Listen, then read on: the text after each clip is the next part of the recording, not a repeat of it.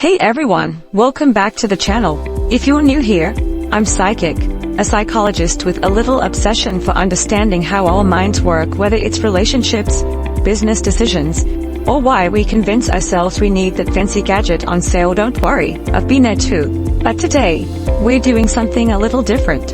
I recently came across this reality show called Married at First Sight. If you've never heard of it, let me give you a short insight. Strangers meet for the first time at their wedding. Yes, their actual wedding. Experts match them based on compatibility. And then they're supposed to figure out married life, while being filmed 24/7. Drama, awkwardness, and psychology galore. Now, why is this relevant to you? Well, here's the twist. The same psychological principles that make or break relationships are the ones we use to make decisions in business, friendships, or even picking what to watch on Netflix. So stick around, because by the end of this video, you'll not only understand why love is messy, but also how to make better decisions in your own life. Alright, let's dive in. Let's start with one of the big questions. Why do we find some people attractive and others, MEH? The show's experts try to pair people based on shared values, lifestyles, and personalities. Sounds logical, right? But here's the thing. Attraction isn't just about logic. It's about biology, psychology, and sometimes randomness. 1. The proximity effect. One reason relationships tend to blossom naturally is proximity. We are more likely to like someone we see regularly, think coworkers, classmates, or the barista who knows your coffee order. In Married at First Sight, that's stripped away. These couples don't get the chance to build familiarity over time.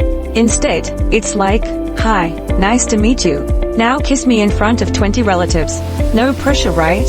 Now let's apply this to online business. Just like in relationships, the more often people see your content, the more familiar and likable you become.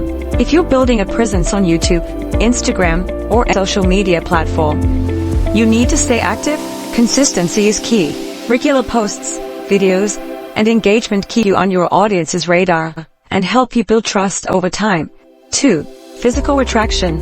Then there's the undeniable role of first impressions. Studies show that symmetry, confidence, and even how someone smells can make or break that initial spark. But the experts can't measure chemistry in a lab. Sometimes people just click, or they don't. And if you've ever been on a bad date, you know exactly what I mean. In the world of online business, this translates to presentation. Your content needs to look good. Think about high-quality images, clean editing, compelling script, and an overall professional vibe. People are drawn to well-designed content just like they're drawn to well-dressed people. It's all about creating an attractive first impression so your audience sticks around. 3. Attachment styles. Here's where it gets deeper. Our childhood experiences shape our attachment styles, which affect who we're drawn to and how we behave in relationships. Are you secure, avoidant, or anxious? The show doesn't seem to factor this in enough, which could explain why some pairings crash and burn. For your online business, building an emotional connection with your audience is everything. Your goal is to create a sense of attachment where your viewers or followers feel connected to you or your brand.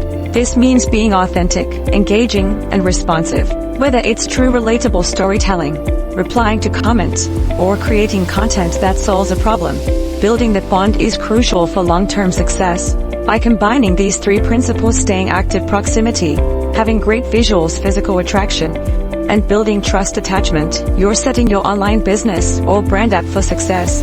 Just like in relationships, it's all about the effort you put in. Alright, let's talk about why these couples often struggle to stay together. Spoiler alert, the show's success rate isn't great. 1. Compatibility vs chemistry. On paper, the matches make sense. Both want kids. Check. Both enjoy hiking? Check. But chemistry isn't about checklists. It's an unpredictable cocktail of shared experiences, emotional connection, and, let's be honest, a sprinkle of magic. Now think about your online business. Compatibility is like having the right niche or audience, or content aligns with what people are looking for. But chemistry? That's the secret sauce. It's the unique personality, storytelling, and creativity that make your brand stand out. You can't fake it. But when it's there, your audience will keep coming back for more. 2. Decision fatigue. Being on a reality show isn't exactly stress-free. Imagine cameras in your face 24/7, navigating conflicts with a stranger, and making major life decisions while producers are nudging you for drama. It's exhausting, and decision fatigue makes people more likely to give up, disengage, or make impulsive choices. For online creators, decision fatigue shows up when you're overwhelmed by content planning, SEO optimization, and staying consistent. If you're juggling too many ideas without a clear direction, your quality might drop. Instead, focus on creating a manageable workflow and sticking to what works for your audience. 3. Emotional vulnerability. Relationships thrive on vulnerability. But how open can you really be when millions of people are watching? Participants might put up walls to protect themselves and prevent real connection. Plus, who wants to cry on national TV? Okay, some people do, but it's not for everyone. In online business, vulnerability translates to authenticity.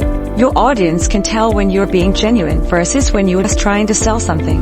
Share your challenges, your journey, and even your mistakes. These are the moments that humanize your brand and build trust with your followers. Now, let's dig into why so many couples choose to split by the end of the show. Here's where the psychological drama gets juicy. 1. Confirmation bias. Once someone believes their partner isn't right for them, they start noticing all the flaws. Oh, they chew too loudly? Deal breaker. Forgot to text back. Clearly, they don't care. This bias can spiral out of control, making small issues seem insurmountable. For content creators, confirmation bias might show up as focusing on negative feedback, one bad comment or a dip in views, and suddenly you're convinced your content is failing. Instead, look at the bigger picture. Focus on the positives and use constructive criticism to improve, rather than letting it derail your motivation. 2. The sunk cost fallacy. But wait, it's not always so easy to leave. The sunk cost fallacy makes people stick around longer than they should, because they've already invested so much time and effort. Sound familiar? This doesn't just apply to relationships. We do the same thing with bad jobs, unfinished projects, and yes, that Netflix series we're hate watching. In business, creatives often fall into the sunk cost trap when they stick to outdated strategies or content that isn't performing. Just because you've spent months on a project doesn't mean it's worth pursuing. Learn to pivot when necessary and invest your energy in what works. 3.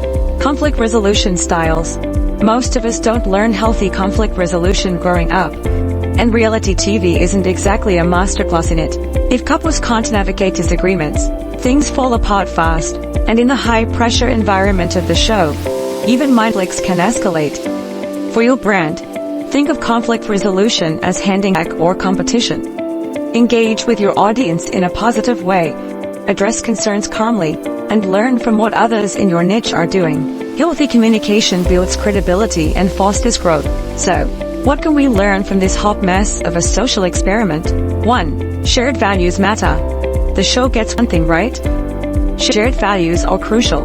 Whether it's relationships or business partnerships, lining on core beliefs creates a solid foundation. But don't forget about chemistry. That's what keeps things exciting. In online business, shared values are your niche and mission. Make sure your content resonates with your audience's needs and aspirations. But don't forget to bring your unique voice and passion to the table where the magic happens. 2. Know your attachment style. Understanding your own attachment style can improve your relations and decision-making. Are you chasing unavailable people? Avoiding commitment? Being aware of these patterns is the first step to growth. For your brand, think of attachment style as your relationship with your audience. Are you consistent and dependable, secure? Or do you post sporadically and lose engagement, avoidant? Building a loyal community requires showing up regularly and fostering trust. 3. Avoid decision fatigue.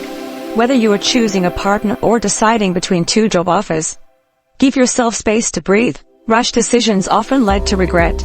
In content creation, avoid decision fatigue by planning ahead and using tools like content calendars. Streamline your workflow so you can focus on delivering without burning out. So, what did we learn today? Love is complicated. Reality TV is messy.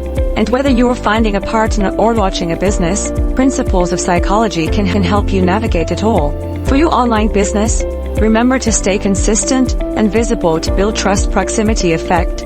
Invest in high-quality content, make a strong first impression physical attraction, and focus on authentic engagement to create lasting bonds with your audience. Attachment styles. Don't forget to stay flexible and avoid the sunk cost trap if something isn't working. Pivot. And when decision fatigue hits, simplify your process to avoid burnout. These lessons aren't just about growing your brand, they're about thriving in any area of life. If you enjoyed this video, hit the like button, subscribe, and let me know in the comments. Do you think experts can truly match people for love? Or is it all just chaos disguised as science? Also, what's your biggest takeaway for applying psychology to your personal or professional life? Let's start conversation. Thanks for watching, and I'll see you in the next one.